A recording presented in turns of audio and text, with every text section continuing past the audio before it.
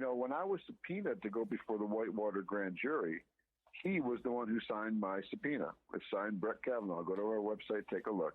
The whole Brett Kavanaugh page there, by the way, you might want to go take a look at it because it gives some very good information there about him. But he's the one who signed my subpoena. Subpoenas for grand jury witnesses are secret. Somehow, it was leaked out through that office, and I can only assume it was Brett. He was the one in charge. That I was going to appear before the grand jury, and then this harassment started. He had to be complicit in that some way. I mean, complacent in that in some way. Anyway. Wait, let me just make a point to your complaint about that question about the genitals. This isn't something you're just revealing today. You've been talking about this for 20, 30 years, right? Oh, yeah, absolutely. Yeah, it's never gotten any. It was never reported, and that goes right along with the 20-page appendix that was added to Starr's report. Now, your listeners may know this from the last time I talked, maybe not, but again, this has never been covered either. We had an appendix with 20 points that are 20 pages that laid out every point that proved that Vince Foster did not drive to that park and kill himself. And the three judges who hired Ken Starr to do this investigation ordered him over his 9-page objection to attach this appendix, which proves a cover-up by the OIC and the FBI.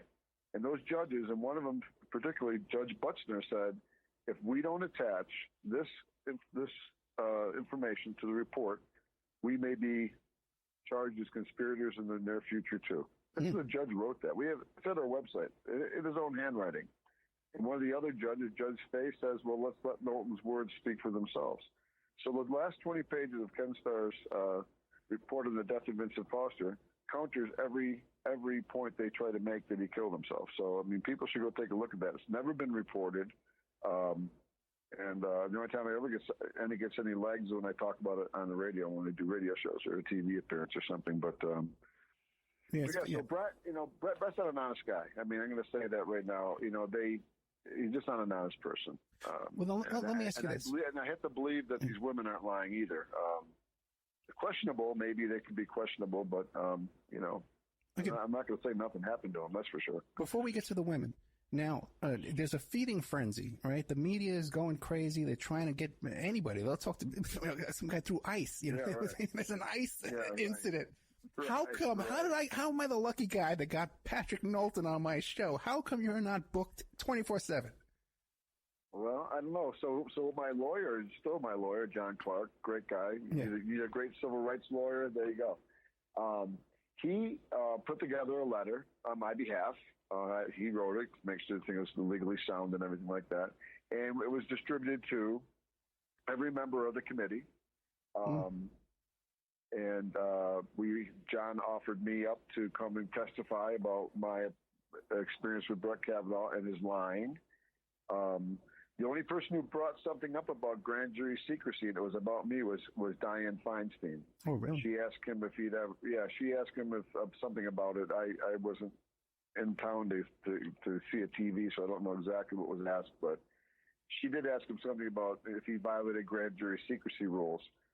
It was based on the letter that my attorney sent, and he said no, he never had. But that's an outright lie. He did. I mean, we can prove it. We have papers that can prove it. But we offered, and then the Democrats from the committee, I can't think of his name, who it was. Whoever's the head of the Democratic committee for these hearings contacted John Clark, my lawyer, and asked him, where's the rest of the pages? And John says, well, they're at the archives, or they got them here. But they apparently wanted to get them directly from the archives to make sure they weren't falsified or something. But I'll tell you something. You just can't go to the archives and find the stuff that we found. You have to be a scholar on the Vince Foster case. You have to have been in those archives many times to know what boxes you've gone through. We photocopied everything, or photographed everything we took from the archives. Because we stopped taking copies. We just started photographing things. It was so much faster and much more efficient. And so, I mean, for them to go to the archives and try to find the documents that we had already, and they didn't want to take them from us, which I thought was baloney, because they all have there's a slug that they give you. They call it a slug. It's that they give you at the archives when you photograph something. You have to have this slug that proves this document came from the archives. You can't get it anywhere else separate the archives, but apparently the Democrats didn't want to take our papers, didn't want to trust us on that. And the Republicans never asked us a word. So there you go. Never said, bring this guy in, because I would have went in. I mean, I think it's relevant that we can prove that Kavanaugh lied. I mean, he lied as a young guy. I'm sure he's not lying today. I'm sure he is lying today. Have you contacted the FBI? Because now they're doing this further background check. Have you tried and have you bothered? No. But I'll tell you something that's really interesting. Yeah. So I tried to get my FBI report because they surveilled me, they followed me, and I was told, my lawyer has the letter, that I cannot get my FBI file released from 50 years from the date it was put in the archives. I cannot see my own FBI file. Nobody can. So I have another 22 years before I can get a look at it. And you know why? You know why that is? Because they illegally surveilled me. They wiretapped they did all these things, I think, illegally. And so now, interesting. So now the media won't touch this story now because it would bring up the whole Vince Foster story. Right, exactly. They don't. Nobody wants to go near that. And and I think that both sides of the aisle, at least back then, I know most of the people now, it's 25 years now. Some of those people are dead or retired, but I mean, it was pretty well known, and amongst both parties, don't get involved in that. And because I think my theory on the Foster death was he was not a very good guy. He may have been a spy. He may have been working for the Israelis. There was a software program that was available. At the time, he was representing the company through the Rose Law Firm, and they believe he may have stole one of the software programs and sold it to Israel.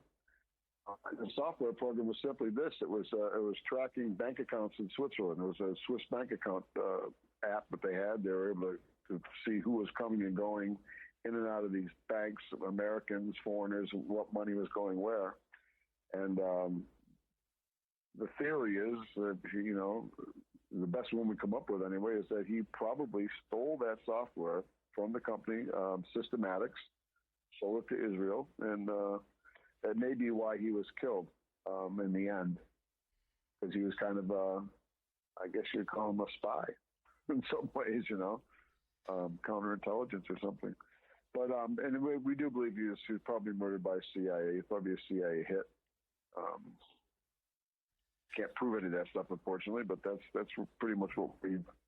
After all these years of 23 years of looking into this guy's death, I mean, I don't think there's any better experts at it than myself, you, Charlie, and John Clark, my attorney. Right, and like we said, all that information you can find on FBIcover-up.com. And we did a long 2-hour show about that too as well, very detailed, as much as you can get into in 2 hours too. So it's a lifetime. Now, you said you've had other interactions though with Brett Kavanaugh afterwards. You would go and confront him at speaking engagements and stuff. Right. We go to different speaking engagements if he was one of the lead speakers at a panel, and we'd ask questions. And because what our goal was to get somebody to say, okay, we didn't do a very good investigation in the Foster case, and what we learned over the years too is, this goes to the Brett Kavanaugh today even. The FBI, we were told the FBI is never going to embarrass their colleagues. So the first investigation done by Robert Fisk was really a whitewash investigation.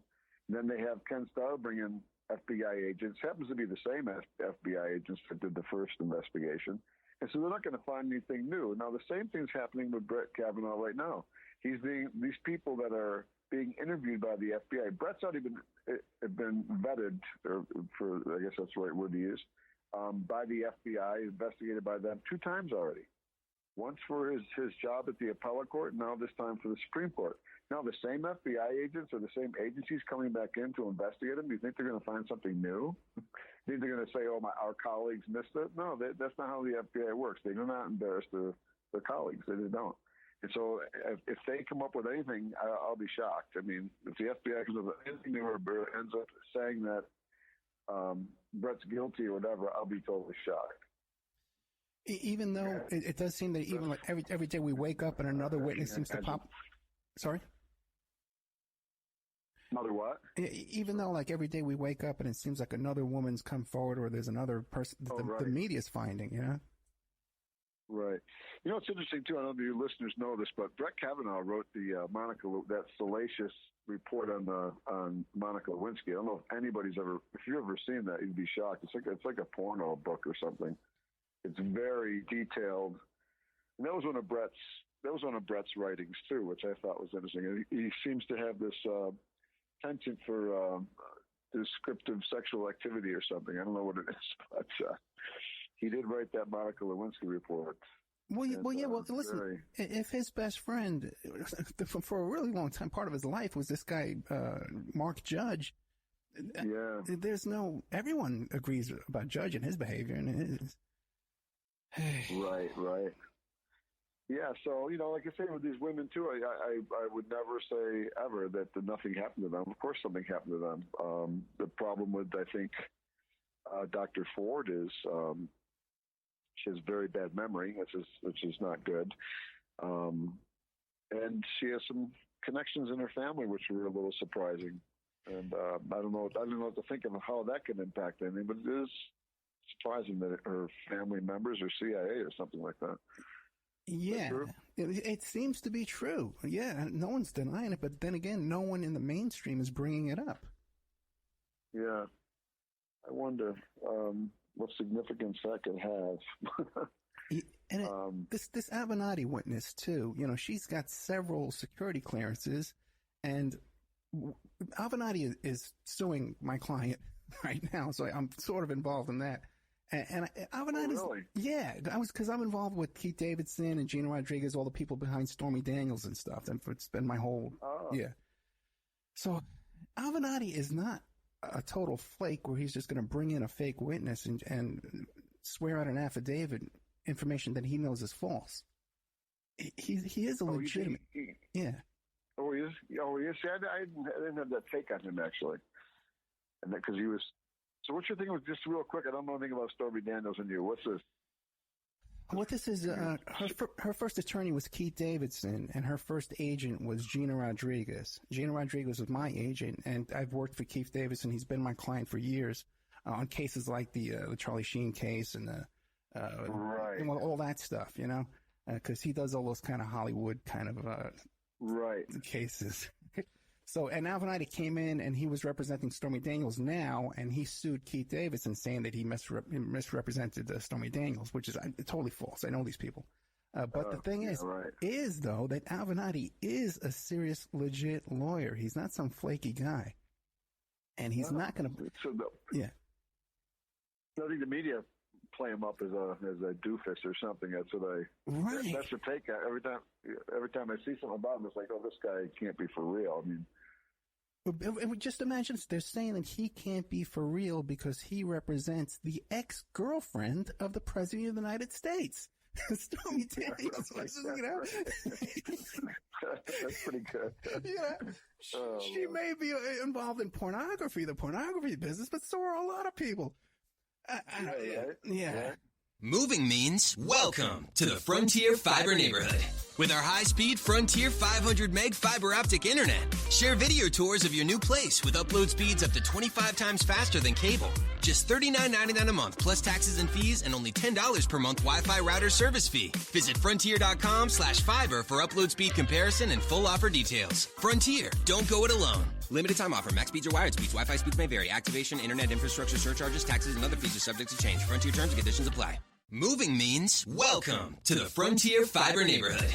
With our high-speed Frontier 500 meg fiber optic internet, share video tours of your new place with upload speeds up to 25 times faster than cable.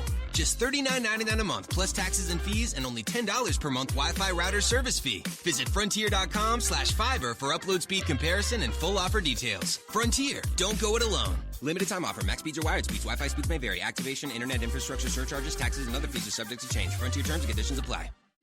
Unbelievable. So that's interesting. I didn't know that you were about all that. You had people that you know about. Yeah. Small world, isn't it? It's a scary small world. You know. Hey, how's your newsletter going? Well, it's not. How's your newsletter? The